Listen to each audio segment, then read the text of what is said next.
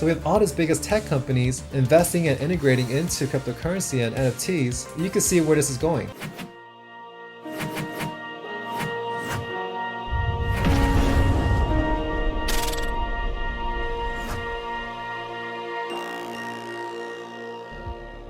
Amazon. This is an entire chart, logarithmic, dating back always since 1998. You can see the dot-com bubble here, and at any of these points, this is really early on in Amazon's stage. I heard about Amazon back then, but I never even used it until maybe during the college days. So I used to buy college books on Amazon, and I was already a user. This is before they were as big as they are now, but I was already using Amazon back then. And in college, I believe this was in 2002. So this is when Amazon was doing horrible. Just imagine if I knew more about investing and also picking out the best in each category, Amazon would have been on top of the list. It would be a product fit. Well, it would be something that I actually personally would understand more and know about because I was personally using it during this period. But I didn't know too much about investing during that period. I did not buy. I only bought later on in my life, which is around 2012, 2013, and I was telling everybody to get on it. This is when I actually started selling on Amazon, and the rest is history from there on. It's one of the biggest companies right now. I believe they have about an 80% adoption rate throughout the United States. Almost everyone's using Amazon at their home. I can't imagine any new generation of people not using it. I can understand some boomers, they like the old-fashioned way. They like going to Walmart, they like to buying things at store, and they just don't want to change way because they're stubborn. But during the pandemic, everything changed, okay? So everybody was staying at home, everyone had to shop online. A lot of people converted. This accelerated the entire growth of Amazon, also how we live on a day-to-day basis, and showing that it's okay to actually work at home. You don't have to be at the office to even work with people. This is a big shift in our society, which is becoming a norm to work at home, to shop online, to even watch movies online. Just like Netflix right here, everyone is watching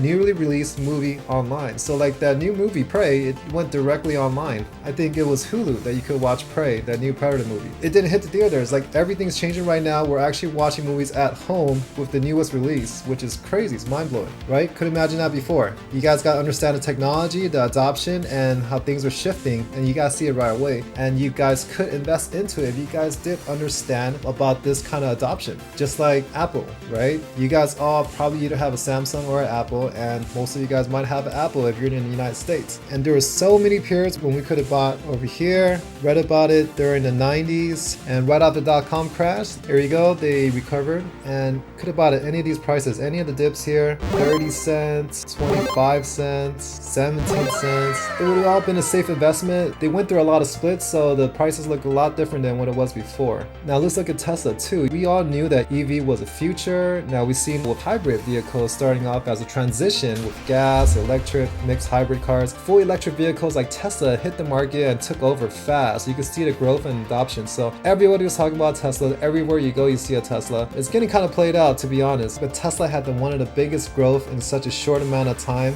where people that got in anywhere before COVID, let's say even buying the peak right over here when it was at 74, they already did more than a 10x just from buying at the highest point over here. Now, what about all the OGs who've seen this early on? So this is what I'm talking about. This is about finding the product market fit based on its technology and adoption. Now, EV, we all knew that was the future, is here. Tesla was a market leader. Apple, we saw the development of that with the first smartphone. That was a big sign right there. Netflix, we already seen Blockbuster getting taken out. I was already watching movies, getting DVDs shipped to my house. And after I was done watching them, I would drop it off at the mailbox, right? So that was a big transitional shift. I didn't have to go to a Blockbuster store anymore to pick out my movies, even though it's nostalgic and fun. Video Blockbuster probably has it. I mean, we have over 10,000 videos. I miss those days a lot, but it's just better ways of watching movies right now. And you can see what happened. We're just streaming movies on the internet now. It wasn't like that before back in the days. And Amazon shopping at home, online. What is the next technology? Of course, Bitcoin, Ethereum, Web3. All right, this is going to be integrated with everything we do in our lives because we're already on the internet, right? So you can already see here 200 million wallets for Ethereum. To be honest, everyone has at least 10 wallets, 5 to 10 wallets. So I'm just saying Ethereum, 20 million. Okay, we're just gonna say 20 million unique users for Ethereum just to be safe. Bitcoin wallets, we have 80 million here. Let's say everyone has around 3 wallets on average, because Exchange, you have one wallet, you also have another cold storage wallet. So everyone has around 3 wallets. If you think about it, it should be more, but let's say 4, okay, to be on the safe side. Everyone has around 4 Bitcoin wallets. I'm sure you guys have at least 4, right? Let's say about 20 million users on average, unique users on average for Bitcoin, Ethereum. That's where we're at right now. 22% is ownership of Bitcoin for United States. Right over here, we have 16% Americans, 21%.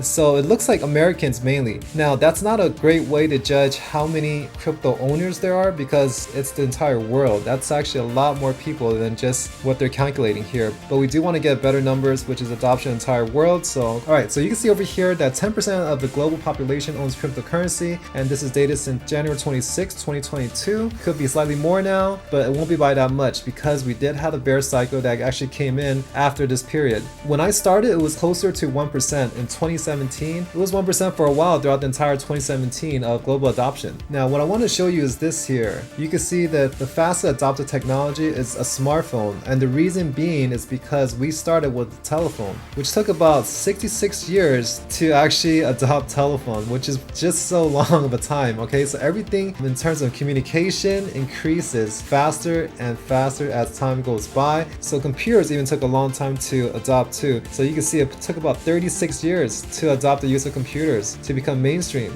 This actually picks up, even TV actually was faster. So TV, people adopted faster. It only took 11 years before it became mainstream in every home. Since I believe maybe the 40s, 50s, they already had TVs back then, black and white ones. Now you also have the radio too, that took about 16 years to be adopted, which they had way before the TV. So that was another way of listening to channels for stories or music or news broadcasts. That's what they used to do back in the days before the TV. We have mobile phones that even took a while to get adopted too. So this took about 24 years before it became mainstream. Now, what happened here? Why is it that smartphones took off right away? 6 years. It's because it's accumulation of all these adopted technology that became a norm in society. So you have a telephone inside your smartphone, right? It's a computer as well. It has internet.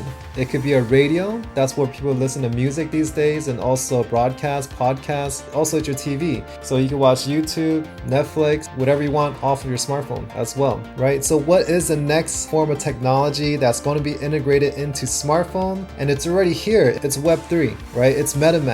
It's digital finance. So this is a product market fit that only makes sense, and you can see how it's actually being used today, but in an infancy stage. So this is super early, and it was going to take about the same time, maybe about 6 years, maybe less, because we've already been through all the adoption phases for all of these, and it's already integrated into one thing, and the next thing would be Web3. So decentralized finance, you could actually do a lot, just connecting your wallets onto a website or an app. So there's going to be so much applications that you haven't even thought of, that you can actually use your NFT using on one website, another website. It's going to be universal. You can use it at more than one place. As soon as companies adopt NFTs or even cryptocurrencies for payment, it's going to build an entire highway for us. All right, so this is the next evolution, and you can see that already companies releasing wallets in their smartphones. Like Samsung, they're already doing that. They're already starting with releasing cryptocurrency wallets. And you can see Apple, how they have Apple Pay. What if they actually integrated cryptocurrency into their phones, right? So once that happens, instantly, overnight, everyone will have a wallet, a blockchain wallet on their phone.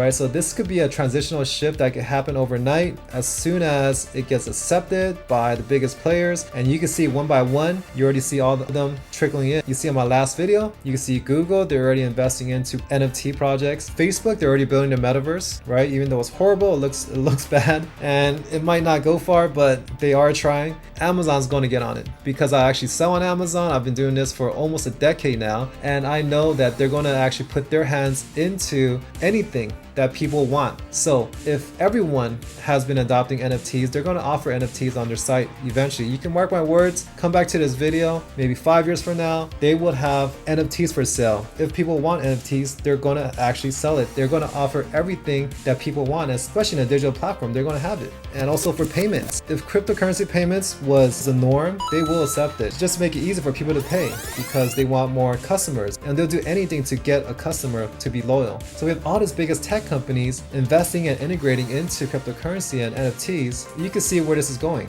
I mean, at this point, it's kind of hard to argue that it's a Ponzi or it's a scam. It's going to be here to stay. There's nothing else that the world should show you, right? You already have Elon Musk investing into it. You have all these big companies, big players getting involved, big brands. There's nothing more I can show you. All right, so you found this video helpful. Make sure you guys like this video so I know you guys want this type of content, and I'll keep bringing you guys more. Also subscribe too. If you guys hit the notification button, you'll get this information early, on time, and I'll keep delivering every week, and I'll see you guys on the next one.